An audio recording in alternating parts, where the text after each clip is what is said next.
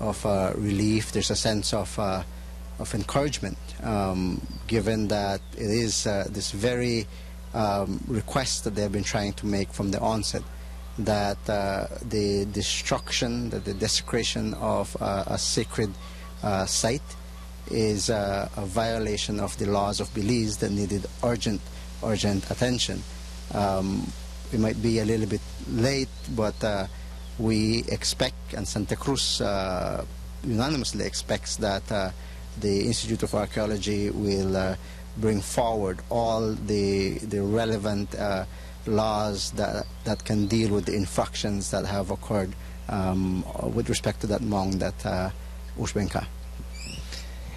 In retrospect, if one were to look at the previous attempts made by these individuals, the residents of Santa Cruz, as well as the partner groups that were assisting them to try to get Mr. Myles off that property, it would seem as if though the relevant authorities are now acting after the fact, seeing as though it took an incident to transpire before an assessment was made as to the damage, and now move to try to evict Mr. Myles off the property.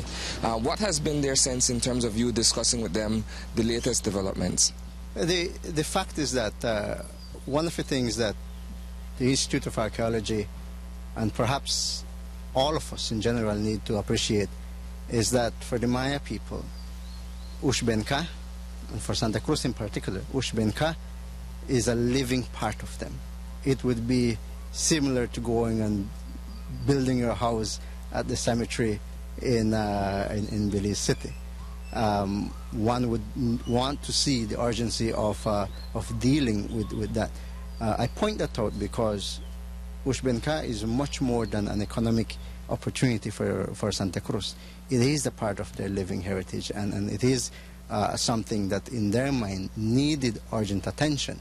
The second part to that was, it is unfortunate that it had to reach this point, because the attempts by the village of Santa Cruz really was to get Mr. Myles to admit that he was wrong, and to, on good grounds, move out of that spot.